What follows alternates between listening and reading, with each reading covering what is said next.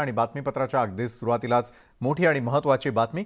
अंबाबाई मंदिरामध्ये पेड दर्शनावरून वाद निर्माण झालेला आहे. हिंदुत्ववादी संघटनांनी याला विरोध केल्यानंतरही जिल्हाधिकारी या निर्णयावरती ठाम आहेत.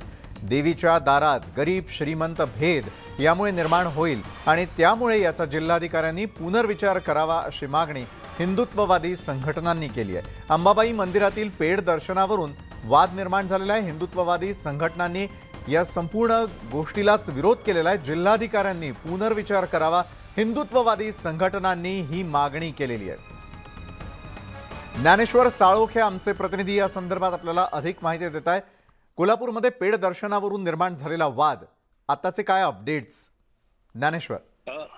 विशाल, नवरात्रीच्या निमित्तानं यावर्षीपासून पेड दर्शन आहे ते देवस्थान समितीने सुरू केलेलं आहे आणि त्यासाठी 200 रुपयाचा पेड पास आहे तो देवस्थान समितीने ठेवलेला आहे आणि या 200 रुपयाच्या पास नंतर तासाला 1000 भाविकांना मंदिरामध्ये प्रवेश दिला जाणार आहे. मात्र एकूणच या प्रक्रियेला आहे ती हिंदुत्ववादी संघटनांनी तीव्र आक्षेप घेतलेला आहे. मात्र या आक्षेपानंतर सुद्धा जिल्हाधिकारी या निर्णयावरती ठाम आहेत. त्यामुळे एकूणच या प्रकरणावरून आता वाद चिघळण्याची शक्यता आहे ती नाकारता येत नाही. कारण देवीच्या दारामध्ये हा भक्तीचा बाजार नको अशा पद्धतीची अपेक्षा आहे ती हिंदुत्ववादी संघटनांची आहे.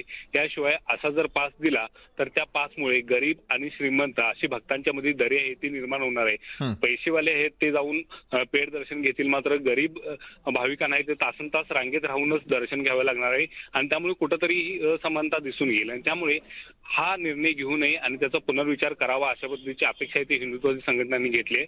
नवरात्रीला अद्याप काही दिवस बाकी आहेत, मात्र यानंतर सुद्धा आता जिल्हाधिकारी काय निर्णय घेतात यावर त्या सगळ्या गोष्टीचं भवितव्य अवलंबून असणार आहे. मात्र जर पेड दर्शनाची सोय झाली तर मात्र या ठिकाणी गोंधळ उडण्याची शक्यता आहे ती नाकारता येत नाही.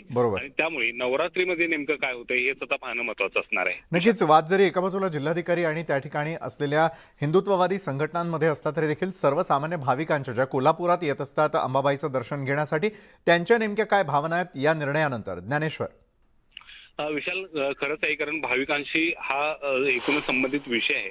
मात्र एकूणच भाविकांचं म्हणणं सुद्धा असं आहे की आम्ही तासन तास प्रवास करून अंबाबाईच्या दर्शनासाठी येतो, मात्र दुसऱ्या बाजूला कोणीतरी येतं आणि पैसे देऊन आहे ते दर्शन घेतं आणि त्यामुळे ही कुठेतरी दरी निर्माण होईल आणि भाविकांनी सुद्धा या देवस्थान समितीच्या आणि जिल्हाधिकाऱ्यांच्या निर्णयाला असमर्थता दाखवलेली आहे. त्यांनी त्यावरती नाराजी व्यक्त केलेली आहे. त्यामुळे हा वाद येत्या काळामध्ये आणखी वाढण्याची शक्यता निश्चित नाकारता येत नाही. धन्यवाद ज्ञानेश्वर, आपण दिलेल्या सविस्तर माहितीसाठी.